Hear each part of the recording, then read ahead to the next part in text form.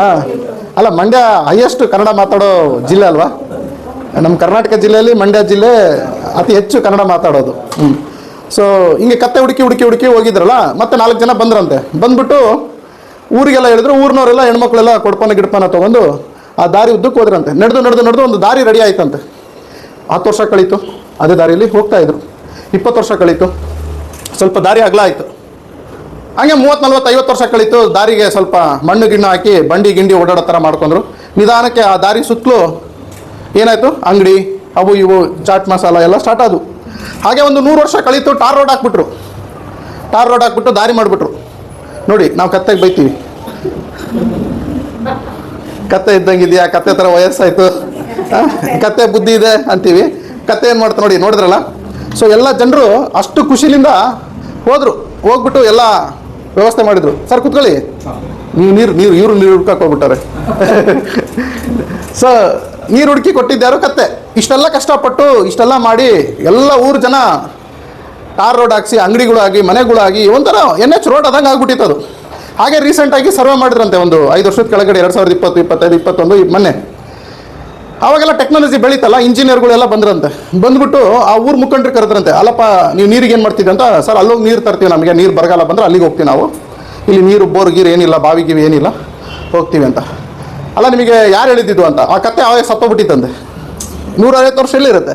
ಇಲ್ಲ, ನಮ್ಮ ತಾತ ನಮ್ಮ ಅಪ್ಪ ಎಲ್ಲ ಅದೇ ದಾರಿಯಲ್ಲಿ ಹೋಗಿದ್ದು. ಆ ಕತ್ತೆನ ಒಂದು ಇದನ್ನ ಸ್ಟ್ಯಾಚು ಮಾಡಿ ನಿಲ್ಲಿಸ್ಬಿಟ್ಟಿದ್ರಂತೆ. ಯಾಕಂದರೆ ನೀರು ತೋರಿಸಿತ್ತಲ್ಲ ಅದು ದಾರಿ. ಸೊ ಇದೇ ಕತ್ತೆ ಸರ್ ನಮಗೆ ತೋರಿಸಿದ್ದು ಅಂತ. ಅವ್ನು ಇಂಜಿನಿಯರು ಎಲ್ಲ ಹೇಳಿದ್ರಂತೆ. ಅಲ್ಲಪ್ಪ, ನಿಮಗೆ ತಲೆ ಇದೆನಾ? ಓಕೆ. ಸೊ ನೀರು ಇದು ಇರೋದು 2.5 ಕಿಲೋಮೀಟ್ರು. ಸೊ ನಿಮಗೆ ಕತ್ತೆ ಕರ್ಕೊಂಡೋಗಿರೋದು ಹಿಂಗೆ 25 ಕಿಲೋಮೀಟ್ರು. 150 ವರ್ಷಗಳಿಂದ ಕತ್ತೆ ತೋರಿಸಿ ದಾರಿಯೆಲ್ಲ ನಡೀತಾ ಇದ್ದೀರಲ್ಲ, ಬುದ್ಧಿ ಎಲ್ಲಿತ್ತು ನಿಮಗೆ? ನಿಮ್ದೊಂದು ಹೊಸ ದಾರಿ ಸಂಶೋಧನೆ ಮಾಡ್ಬೋದಿತ್ತಲ್ಲ, ನೀವು ಒಂದು ಹೊಸದೇನಾದ್ರೂ ಕಂಡುಹಿಡಿಬೋದಿತ್ತಲ್ಲ. ಹೆಂಗಿದ್ರು ನೀರು ಸಿಕ್ಕಿತ್ತು ತಾನೇ, ಯಾವ ದಾರಿ ಹತ್ರ ಇದೆ ಅಂತಂದೇಳಿ ಯೋಚನೆ ಮಾಡೋಷ್ಟು ಇಲ್ವಾ ನಿಮಗೆ? ತಲೆ ಇಲ್ವಾ ಈ ಹಳ್ಳಿ ಜನಕ್ಕೆ, ಈ ಊರು ಮುಖಂಡರಿಗೆ? ಇಲ್ಲಿ ಯಾರು ಬುದ್ಧಿವಂತರಿಲ್ಲ ಅಂತಂದೇಳಿ ಹೇಳಿದ್ರಂತೆ. ಅರ್ಧ ಗಂಟೆ ದಾರಿನ 6 ಗಂಟೆ ಓಡಾಡ್ತಿದ್ರಂತೆ ದೇಡಿ.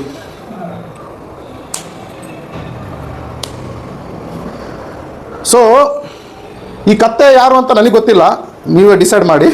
ಓಕೆ, ಈ ನೀರು ಯಶಸ್ಸು, ಸಕ್ಸಸ್, ಓಕೆ, ಅಥವಾ ನಿಮ್ಮ ಹಣ, ನಿಮ್ಮ ಯಶಸ್ಸು, ನಿಮ್ಮ ಸಮೃದ್ಧಿ, ಅಥವಾ ನಿಮ್ಮ ಖುಷಿ ಅಂತ ಅಂದ್ಕೊಳ್ಳಿ. ಈ ದಾರಿ ನಿಮ್ಮಪ್ಪ, ನಿಮ್ಮಮ್ಮ, ನಿಮ್ಮ ಅಜ್ಜ, ಮುತ್ತಾತ ಹಾಕ್ಕೊಟ್ಟಿದ್ದು. ಅವಾಗಿನ ಜನ್ಮಕ್ಕೆ ಅವಾಗ ಕರೆಕ್ಟ್ ಇತ್ತು. ಯಾಕಂದ್ರೆ ಅವಾಗ ಟೆಕ್ನಾಲಜಿ ಇರಲಿಲ್ಲ. ಆವಾಗ ಪ್ರಾಣಿ ಪಕ್ಷಿ ಮೇಲೆ ನಂಬ್ತಾ ಇದ್ರು. ಒಂದು ದಾರಿ ಸಿಕ್ಕರೆ ಅದೇ ನಿಜ ಅಂತ ಹೋಗ್ತಾ ಇದ್ರು. ಅವಾಗೆಲ್ಲ ಮಷಿನ್ ಇರಲಿಲ್ಲ, ಕ್ರೇನ್ ಇರಲಿಲ್ಲ, ಹೊಡೆಯೋಕ್ಕೇನು ಇರಲಿಲ್ಲ, ಹೋಗ್ತಾ ಇದ್ರು. ಕರೆಕ್ಟ್ ಇದ್ರು, ಗಟ್ಟಿದ್ರು, ಹೋಯ್ತು. ಈಗಲೂ ಇದೇ ದಾರಿಯಲ್ಲಿ ಹೋಗ್ತಾ ಇದ್ರಲ್ಲ ಅಂತ ಬೈದ ಅವ್ನು ಇಂಜಿನಿಯರು. ಆ ಇಂಜಿನಿಯರ್ ಯಾರು ಅಂತಂದು ಹೇಳಿದ್ರೆ ನೀವು 5 ಗಂಟೆ ಗೊತ್ತಾಗುತ್ತೆ ಯಾರು ಅಂತ. ಈಗ ಸದ್ಯಕ್ಕೆ ಶರತ್ ಅಂತ ತಿಳ್ಕೊಳ್ರಿ. ಹಾಗೆ ಹಾಂ, ಇನ್ನು ಊರು ಮುಖಂಡ್ರು ನೀವೇ, ಊರು ಜನರೆಲ್ಲ, ಹೌದಲ್ವಾ? ಸೊ ಆ ಕತ್ತೆ ಎಲ್ಲಿದೆ ಹುಡ್ಕಾನಂತೆ. ಈಗ 5 ಗಂಟೆಗೆ ಸಿಗುತ್ತೆ, ಕತ್ತೆನೂ ಸಿಗುತ್ತೆ. ಹಾಗೆ ಎಲ್ಲ ನಮ್ಮ ಜೀವನ ಇದೇ ರೀತಿ ಇಲ್ವಾ? ಈಗ ನಿಮಗೆ ಸಡನ್ನಾಗಿ ಬಂದ್ಬಿಟ್ಟು ಹೇಳ್ಬಿಟ್ರು ಗೌಡ್ರು, ಏನು ಹೇಳಿದ್ರು, ನೀವು ಲಕ್ಷಾಧಿಪತಿ ಆಗ್ತೀರಾ ಅಂತ. ನಿಮಗೇನು ಅನ್ನಿಸ್ತಾ ಇದೆ?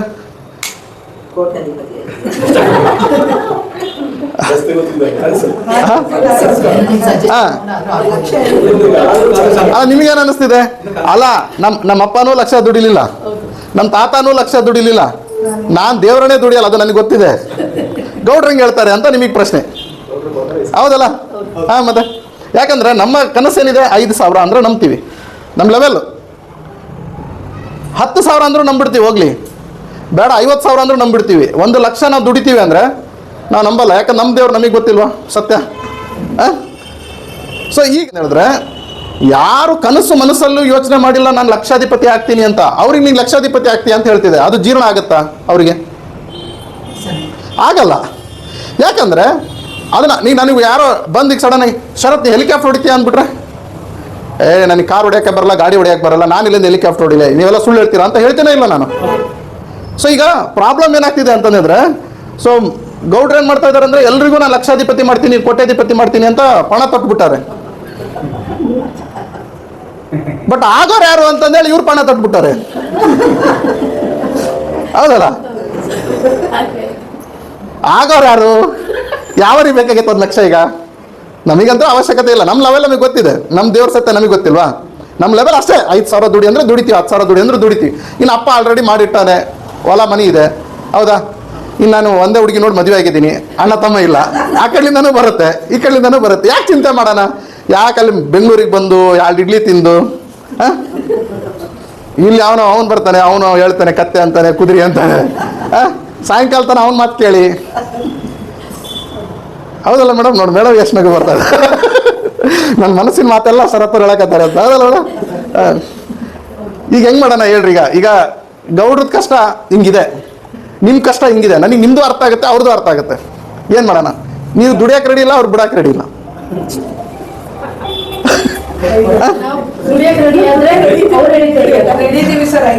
ಹೌದು, ಐಡಿಯಾ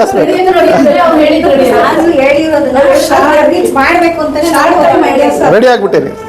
ಸೂಪರ್. ಓ ಸೂಪರ್. ಮೇಡಮಿಗೆ ಒಂದು ಚಪ್ಪಾಳೆ.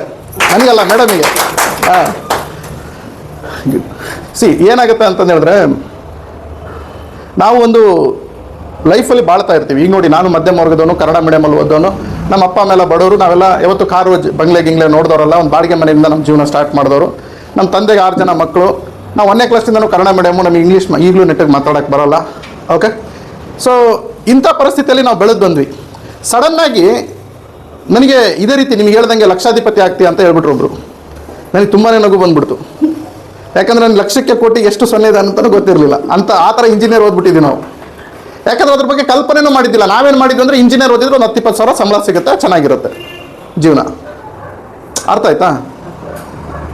ಬಟ್ ನನ್ನ ಜೀವನದಲ್ಲಿ ವ್ಯಕ್ತಿತ್ವ ವಿಕಾಸನ ಆಯಿತು. ಅಂದರೆ ನಾನು ಆ ಷರತ್ತನ್ನು ಸಾಯಿಸಿಬಿಟ್ಟು ಇನ್ನೊಂದು ಹೊಸ ಷರತ್ತನ್ನು ಹುಟ್ಟಿಸಿದೆ. ಸೊ ನನ್ನ ತಾಯಿ ನನಗೆ ಜನ್ಮ ಕೊಟ್ಟಲು, ಅದು ಬರ್ತಡೆ. ನನ್ನಲ್ಲಿರುವಂತಹ ಇನ್ನೊಂದು ಷರತ್ತನ್ನು ಹುಟ್ಟಿಸಿದ್ದಲ್ಲ, ಅದಕ್ಕೆ ನಾನೇ ತಂದೆ, ನಾನೇ ಅಪ್ಪ, ನಾನೇ ಅಮ್ಮ. ಹೌದಲ್ವ? ಸೊ ಮನುಷ್ಯನಿಗೆ 2 ಸಲ ಬರ್ತಡೇ ಇರುತ್ತೆ. ಒಂದು ತಾಯಿ ಹುಟ್ಟಿಸಿದ್ದು, ನೀನು ನೆಲದ ಮೇಲೆ ಬಂದಿದ್ದು. 2ನೇದು ನೀವು ಹುಟ್ಟಿದ್ದು ಯಾಕೆ ಅಂತ ತಿಳ್ಕೊಂಡಾಗೆ. ಭಾಳಷ್ಟು ಜನಕ್ಕೆ 40 ವರ್ಷ, 50 ವರ್ಷ, 80 ವರ್ಷ ಕಳೆದವ್ರೆ. ಯಾಕೆ ಹುಟ್ಟಿ ಅಂತಂದ್ರೆ ಗೊತ್ತಿಲ್ಲ ಸರ್, ಅಪ್ಪ ಅಮ್ಮ ಹುಟ್ಟಿಸಿದ್ರು, ನಾವು ಹುಟ್ಟಬೇಕಾಗಿತ್ತು, ಹುಟ್ಟಿದ್ವಿ. ಮದುವೆ ಆಗಂದ್ರೆ ಮದುವೆ ಆದರು, 2 ಮಕ್ಕಳಾದು, ಸಂಸಾರ ನಡೀತಾ ಇದೆ ಅಷ್ಟೇ. ನಾವು ಯಾಕೆ ಹುಟ್ಟಿದ್ದೀವಿ ಅಂತಂದೇಳಿ ಅರ್ಥ ಆಗುತ್ತಲ್ಲ, ಅದು ಒಂದು ಪುನರ್ಜನ್ಮ ಅಂತ ಹೇಳ್ತಾರೆ. ಅದಕ್ಕೆ ಇನ್ನೊಂದು ರೀಬರ್ತ್ ಅಂತ ಹೇಳ್ತಾರೆ. ಅದಕ್ಕೆ ಇನ್ನೊಂದು ನಮ್ಮ ಲೈಫ್ನ ಶೈನ್ ಮಾಡ್ಕೋಬೋದು. ಈಗ ನೋಡಿ, ರಜನಿಕಾಂತ್ ಅವರು ಏನಾಗಿದ್ರು ಗೊತ್ತಲ್ವಾ? ಅದು ಆ ಜನ್ಮ, ಅದು ಆ ಲೈಫು. ಈಗೇನಾಗಿದ್ದಾರೆ?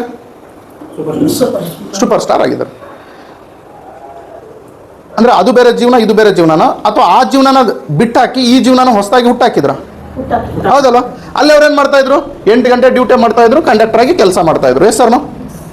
ಆಮೇಲೆ ಏನು ಮಾಡಿದ್ರು? 18 ಗಂಟೆ ಕೆಲಸ ಮಾಡ್ತಾ ಇದ್ದಾರೆ ಈಗ. ಹೌದಲ್ಲ? ಶಿವಾಜಿ ಅನ್ನೋ ಹೆಸರಿನಿಂದ ಈಗೇನಾದ್ರು ಅವರು ರಜನಿಕಾಂತ್, ಸೂಪರ್ ಸ್ಟಾರ್ ರಜನಿಕಾಂತ್ ಆದರು. 8 ಗಂಟೆ ಕೆಲಸ ಮಾಡಬೇಕಾದ್ರೆ ಏನಾಗಿದ್ರು? ಕಂಡಕ್ಟರ್ ರಜನಿಕಾಂತ್ ಶಿವಾಜಿ ಆಗಿದ್ರು. ಹೌದಲ್ವ? ಕರೆಕ್ಟಾ? ಈಗ 18 ಗಂಟೆ ಕೆಲಸ ಮಾಡ್ತಾ ಇರ್ಬೇಕಾದ್ರೆ ಏನಾದ್ರು? ಸೂಪರ್ ಸ್ಟಾರ್ ರಜನಿಕಾಂತ್ ಆದರು. ಆ ಜನ್ಮನ ಬಿಟ್ಬಿಟ್ರು, ಸಾಯಿಸ್ಬಿಟ್ರು. ಆ ರಜನಿಕಾಂತ್ನ ಸಾಯಿಸ್ಬಿಟ್ಟು ಈ ರಜನಿಕಾಂತ್ ಸೂಪರ್ ಸ್ಟಾರ್ನ ಹುಟ್ಟಾಕಿದ್ರು. ಓಕೆ, ಈಗ ರಾಜ್ಕುಮಾರ್ ಅವ್ರು ಏನಾಗಿದ್ರು? ಮುತ್ತುರಾಜ್ ಅಲ್ಲ? ಹಾಂ, ಆಗಿದ್ರು. ಹಾಂ, ಆಮೇಲೆ ಏನಾದ್ರು? ಡಾಕ್ಟರ್ ರಾಜ್ಕುಮಾರ್ ಆದರು. ಹೌದಲ್ವ? ಸೊ ಅವರನ್ನು ಅಲ್ಲೇ ಬಿಟ್ಬಿಟ್ರು. ಇಲ್ಲಿ ಇನ್ನೊಂದು ವ್ಯಕ್ತಿನ ಅವರಲ್ಲಿ ಉದ್ಭವ ಮಾಡ್ಕೊಂಡ್ರು, ಅವರಲ್ಲೇ ಅವ್ರು ಹುಟ್ಟಾಕಿದ್ರು. ಬಿಡಿ, ಅವರೆಲ್ಲ ದೊಡ್ಡ ದೊಡ್ಡ ವ್ಯಕ್ತಿ ನಾವು ನೋಡಿಲ್ಲ, ಕೇಳಿಲ್ಲ. ಈಗ ಶರತ್ ನನ್ನ ಬಗ್ಗೆ ಮಾತಾಡ್ತೀನಿ. ನಾನೇನಾಗಿದ್ದೆ? ಶರತ್ ಕುಮಾರ್ ಆಗಿದ್ದೆ. ಈಗೇನಾಗಿದ್ದೀನಿ? MLM ಶರತ್ ಕುಮಾರ್ ಆಗಿದ್ದೀನಿ. ಆ ಶರತ್ ಕುಮಾರ್ನ ಅಲ್ಲೇ ಬಿಟ್ಬಿಟ್ಟೆ. ನಾನು ರೀಸ್ಟಾರ್ಟ್ ಮಾಡ್ಕೊಂಡೆ ನನ್ನ ಜೀವನ. ಯಾವಾಗ? ಕೇವಲ 5-6 ವರ್ಷದ ಹಿಂದೆ. 15 ವರ್ಷ ಕತ್ತೆ ದುಡ್ದಂಗೆ ದುಡ್ದೆ. ನನಗೆ ಗೊತ್ತೇ ಆಗಲಿಲ್ಲ ಜೀವನ ಇದು ಅಂತ, ಬಿಸ್ನೆಸ್ ಹಿಂಗಿರುತ್ತೆ ಅಂತ ಗೊತ್ತೇ ಆಗಲಿಲ್ಲ. ಆಮೇಲೆ ಏನು ಮಾಡಿದೆ? ನನ್ನಲ್ಲಿ ಪುನರ್ಜನ್ಮನ ತಗೊಂಡು ನಾನು ನನ್ನ ವರ್ಕ್ನ ಸ್ಟಾರ್ಟ್ ಮಾಡಿದೆ. ಈಗ ನನ್ನ ಹೆಸರು ದುಬೈಯಲ್ಲಿದೆ, ಪಾಕಿಸ್ತಾನದಲ್ಲಿದೆ, ಬಾಂಗ್ಲಾದೇಶಲ್ಲಿದೆ, USA ಸಿಂಗಾಪುರಲ್ಲಿದೆ, ಮಲೇಷಿಯಾದಲ್ಲಿದೆ, ಇಂಡಿಯಾದಲ್ಲಿ ಎಲ್ಲ ಮೂಲೆಯಲ್ಲೂ ನನ್ನ ಹೆಸರು ಸ್ಪ್ರೆಡ್ ಆಗಿದೆ. ಹೆಸರು ಮಾಡಿದೆ, ಹಣ ಮಾಡಿದೆ, ಜನಗಳನ್ನು ಗಳಿಸಿದೆ. ಎಷ್ಟೋ ಜನ ನನ್ನಿಂದ ಜೀವನ ಕಟ್ಕೊಂಡ್ರು, ಎಷ್ಟೋ ಜನ ಹಣ ಮಾಡಿದ್ರು, ಎಷ್ಟೋ ಜನ ಬದಲಾವಣೆ ಪಡೆದ್ರು, ಎಷ್ಟೋ ಜನ ಸಾಯ್ಬೇಕು ಅಂತಿರೋರು, ಸೂಸೈಡ್ ಮಾಡ್ಕೋಬೇಕಂತಿರೋರು, ಹೆಂಡತಿ ಬೇಡ ಗಂಡ ಬೇಡ ಅಂತ ಡೈವರ್ಸ್ ಕೊಡ್ಬೇಕನ್ನೋರು ಎಲ್ಲ ಒಂದಾದರು. ರೆಡಿ? ಇದೆಲ್ಲ ಹೆಂಗೆ ಸಾಧ್ಯ ಆಯಿತು? ಆ ಷರತ್ನ ಸಾಯಿಸ್ಬಿಟ್ಟೆ, ನಾನು ಬಿಟ್ಟಾಕ್ಬಿಟ್ಟೆ. ಇಲ್ಲಿ ಇನ್ನೊಂದು ಹೊಸ ಷರತ್ನ ಉದ್ಭವ ಮಾಡ್ಕೊಂಡೆ. ಈಗ ನೀವು ಹೆಂಗಿದ್ರು ಹಂಗೆ. ಓಕೆ, ಯಾರು ಅಡುಗೆ ಮಾಡ್ತೀರಾ ದಿನ ಮನೆಯಲ್ಲಿ? ಹೆಂಗಸರೆಲ್ಲ ಮಾಡ್ತೀರಲ್ಲ? ಓಕೆ, ನೆನ್ನೆ ಉಪ್ಪಿಟ್ಟು ಮಾಡಿದ್ದೀವಿ. ಬೆಳಗ್ಗೆ ಎದ್ದು ಅದೇ ಪಾತ್ರೆಯಲ್ಲಿ ಉಪ್ಪಿಟ್ಟು ಮಾಡಿಬಿಡೋಣ. ಯಾಕೆ ಮೇಡಮ್ ಹಿಂಗೆ ಮಾಡ್ತೀರಾ ಮಕ್ಕ? ಉಪ್ಪಿಟ್ಟೆ ಮಾಡಿದ್ರಿ ನನ್ನೇನು, ಬೆಳಗ್ಗೆನೂ ಉಪ್ಪಿಟ್ಟೆ ಮಾಡೋದು ಅದೇ ಪಾತ್ರೆಯಲ್ಲೇ, ನೀವೇ ತಿಂದಿದ್ದು, ಬೇರೆಯವ್ರು ತಿಂದಿದ್ದಲ್ಲ. ಆಗುತ್ತಾ ಮೇಡಮ್ ಹಂಗೆ? ಯಾಕೆ ಆಗಲ್ಲ? ನೆನ್ನೆ ರಾತ್ರಿ ಉಪ್ಪಿಟ್ಟು ಮಾಡ್ಕೊಂಡಿದ್ದೀವಿ, ಬೆಳಗ್ಗೆ 8 ಗಂಟೆಗೆ ಮತ್ತೆ ಉಪ್ಪಿಟ್ಟು ಮಾಡ್ಕೊಂಡು ಅದೇ ಪಾತ್ರೆಯಲ್ಲಿ ತಿಂದಿರೋ, ಮನೆಯವರೇ ತಿಂದಿದ್ದು, ಹೊರಗಡೆ ಯಾರೂ ತಿಂದಿಲ್ಲ. ನೀವೇನು ಪಾತ್ರೆ ಒಳಗೇನು ತಿಂದಿಲ್ಲ, ತಟ್ಟೆಯಲ್ಲಿ ತಿಂದಿರಿ. ಅದರಲ್ಲೇ ಉಪ್ಪಿಟ್ಟು ಮಾಡಿದ್ರೆ ಏನು ಸಮಸ್ಯೆ? ಅವಳು ಅಷ್ಟು ನಮಗೆ ಬುದ್ಧಿ ಇದೆ ಅಲ್ವಾ? ಬಟ್ ನಮ್ಮ ಜೀವನನ ಹಿಂಗೆ ನಾವು ಹೆಂಗಿದೀವಿ ಹಂಗೆ ಸ್ಟಾರ್ಟ್ ಮಾಡ್ತಾ ಇದೀವಿ. ಅಷ್ಟು ಬುದ್ಧಿ ನಮಗೆ ಬಿದ್ದರೆ ಹೆಂಗೆ? ಇಲ್ಲಿ ಆಲ್ರೆಡಿ ಅಳಿಸೋಗ್ಬಿಟ್ಟಿದೆ ನಮ್ಮ ಜೀವನ. ಅಂದರೆ ನಾವು ಬಿಸ್ನೆಸ್ ಮ್ಯಾನ್ ಆಗಕ್ಕೆ ಲಾಯಕ್ಕಿಲ್ಲ, ಹೌದಾ? ನಾವು 5,000 ದುಡಿಯೋಕ್ಕೆ 10,000 ದುಡಿಯೋಕ್ಕೆ ಈಗಲಾಗೆ ಲಾಯಕ್ಕಿದ್ದೀವಿ. ನಾವು ಈಗ 1,00,000 ದುಡಿಬೇಕು ಅಂತ ಹೇಳಿದ್ರೆ ಹಿಂಗೆ ಇದ್ರೆ ಆಗುತ್ತಾ? ಈಗ ಮೇಡಮ್ ಏನಾಗಿದ್ರು? ಏನಿರಲಿಲ್ಲ ಮೇಡಮ್, ಈವರೆಗೂ ಈಗ ಒಂದು ಕಂಪ್ನಿನ ಕಟ್ಟಿದ್ದಾರೆ, ಹೌದಾ? ಸರ್ ಏನಾಗಿದ್ರು? ಏನಿರಲಿಲ್ಲ, ಒಂದು